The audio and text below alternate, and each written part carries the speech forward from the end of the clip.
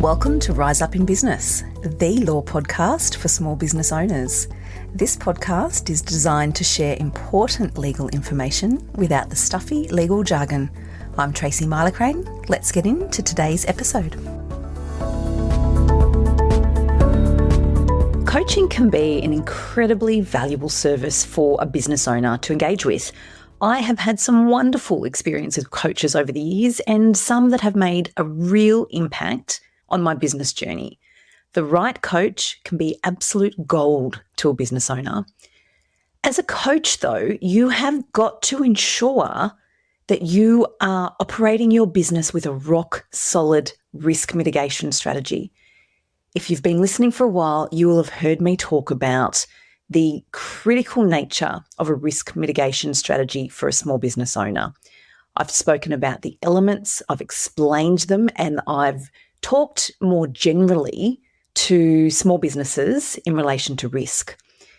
In this episode, I'm going to dive deep into what is really important for a coach to think about and ensure they have in place to protect them and their business. So I'm getting really specific for coaches in this episode.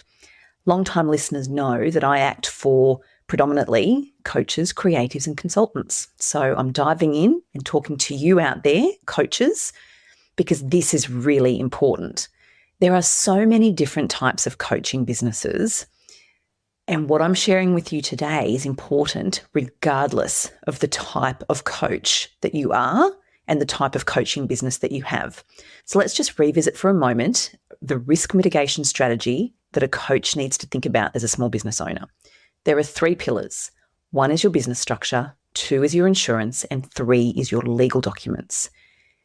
Because each business is so different, each risk mitigation strategy is going to be different. There is no one size fits all in anything that I do.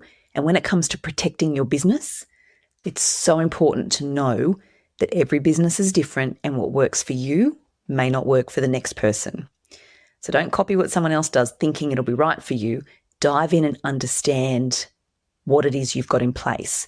Take some time to understand what your risk mitigation strategy is as a coach and make sure it works for you. And that is where you get real peace of mind. So in this podcast episode, surprise, surprise, I'm going to focus on the 3rd pillar of that risk mitigation strategy, and that is the legal documents.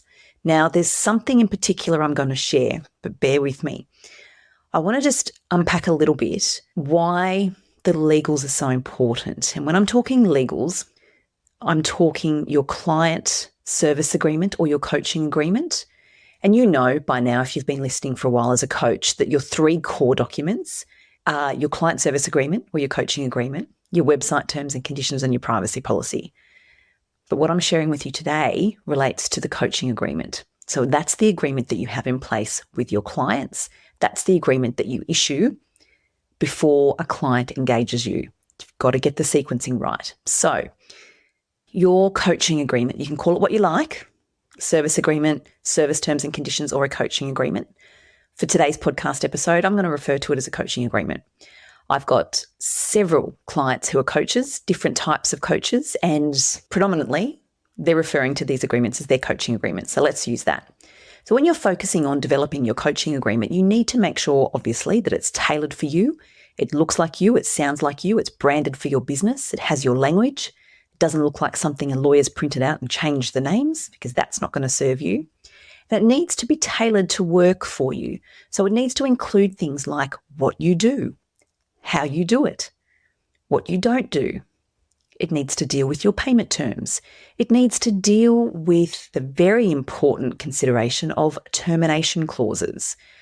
Oh my goodness, this is so important since late last year, November in fact, when there were changes made to unfair contract term laws. I've talked about those changes a lot on the podcast, and I've written about them over on the resources page on the website. So dive over and take a look if this is the first time you're hearing about this. Termination clauses and how they work for you and your refund policy needs to be tailored and considered in the context of how you operate your business and what it is that your clients are engaging you to do. So super important. But the most important thing that a coach needs to consider and dedicate appropriate time and energy to getting right in their coaching agreement are their disclaimers and liability clauses. This is the part that is going to really protect you and your coaching business. It's your disclaimers and your liability clauses. You might be thinking, Tracy, this doesn't sound all that exciting. What do they even mean? Isn't that just a legal clause? Aren't they the same for everyone? Well, I'm going to take you through now and explain to you what they are and what they mean. But no, they are not just legal clauses and they are not just the same for everybody. These are so important to be nuanced for your business because the way these clauses are drafted will be determined by what it is you're doing in your business and how you're doing it. Your disclaimer clause or clauses are the clauses that provide crystal clear clarity on what you are not promising to do, on what guarantees you are not making and what you are not responsible for. This clause, when drafted properly, helps prevent misunderstandings and misaligned expectations that typically arise when there is confusion over wording that might be used on a website or wording that's included in a proposal or a service package. By making sure your disclaimers are drafted properly for you, it makes it crystal clear what it is that you're not doing. It sounds a little counterintuitive, doesn't it? When you say, but Tracy, you talk about these agreements all the time. We're supposed to manage expectations and set out all the things we are doing. And yes, you absolutely are. But the importance of the disclaimers is to make it clear that you are not guaranteeing a certain outcome or you are not promising a particular transformation. And this is really important because there's a lot of sales pages that I see. There are a lot of PDFs circulating that include lovely copywriting language around the transformation, identify the client's problem, talk to them about the experience and what their transformation is going to be. And I understand all of that, but the wording needs to be really intentional and mindful of promising or guaranteeing a certain result or outcome when you cannot make such a promise or a guarantee. And you get your protection not only by making sure that your sales pages and your representations about your service offerings are appropriately worded, i.e. you don't promise to transform somebody's life because obviously you can't do that. Only they can do that. You can assist, of course. You can't guarantee it. You can guarantee that you'll do your best and you can guarantee that you'll work with someone to support them work towards their goals, but you can't guarantee that they will achieve their goals by working with you. And you can see the difference. I'm sure you're nodding along thinking, yeah, I get it. I get what you mean. Gosh, this is tricky, isn't it? Yes, it is. But when you have that intentionality around what it is that you're sharing with the world on your sales page or your PDF service package offerings, when you're mindful of that, and then when you have properly drafted disclaimer clauses which set out the things that you're not promising or guaranteeing or doing, you've got adequate protection. And this is so important because if there is a misunderstanding, you can quickly see where this could go and how quickly misunderstandings can escalate, particularly when somebody genuinely feels like they've been wronged or lied to or misled. We've all heard stories like that. So your disclaimer clauses as a coach are vital to get right for your business. Can't copy and paste this stuff. Templates don't work. Then we've got our liability clauses. Liability clauses are clauses that outline very clearly upfront what you won't be responsible for. And you're saying, I will not be responsible for you trying this with me. I'm not going to be responsible for the results you get when we're working together and trying my approach. I'm not going to be responsible if you try my method or my techniques. You're limiting your liability here, so it's very clear what it is that you're undertaking to do and what it is that you will be responsible for. Knowing where you're liable and how to limit your liability is so important. You do it in your liability clauses. They're limiting liability provisions. They limit your risk. So you're starting to see the nuances that need to be made here and why it is that the coaching agreement is so important, why it has to be tailored and nuanced to suit you, because this is the document that's going to give you in your coaching business the protection that you deserve, that you need. There are so many different types of coaching services, and we're seeing more and more. It's not a regulated industry.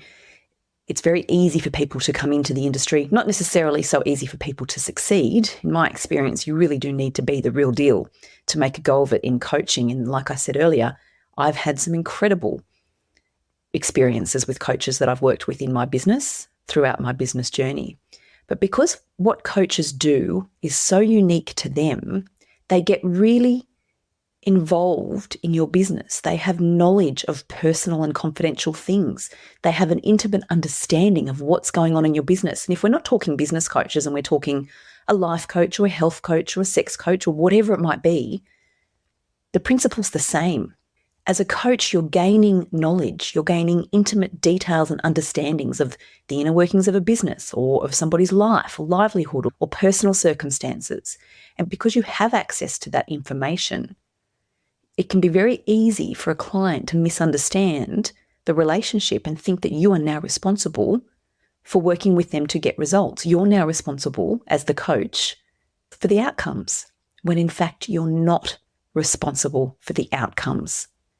You shouldn't be exposed in terms of liability and responsibility and risk for outcomes that your client does or does not achieve. Of course you shouldn't. And if you're a coach listening to this, you'll be thinking, oh my gosh, of course I don't want to be responsible for that. I can't guarantee that. The client has to do the work. I just support them. I just give them the tools. I just give them the knowledge. And you're absolutely right. That is what you do. But my question to you, dear coach, is that what your agreements say? Is that included in your coaching agreement? Do you have those adequate protections? Or did you buy a template or use someone else's agreement, assuming that it'll be right and that you're covered, when actually you have no way of knowing if it's right or if you're covered?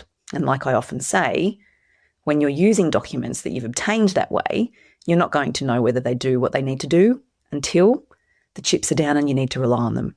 And by then, it's too late. If they fall short, it's too late.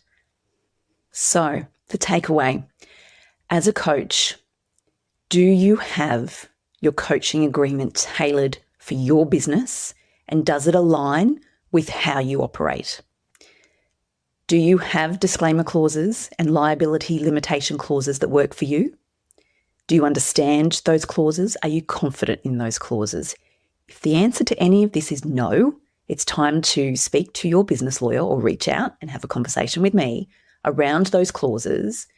Have them reviewed, make sure you've got the right documentation in place so you can go forward with confidence and real peace of mind and continue to serve the beautiful clients that you have. Chances are there's some real exposure to you and your business, and that doesn't have to be the case. So you've heard me say it before, I say it again, there's no substitute for preparation.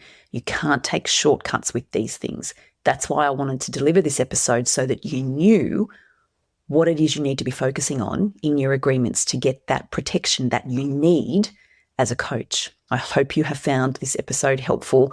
If you have a friend or a colleague who's a coach and you think might benefit from this, share this with them, do a service, help people understand how to protect the businesses they're building. Because as I always say, in business, prevention is better than cure. Thank you so much for listening. I appreciate your time. I'll catch you next week.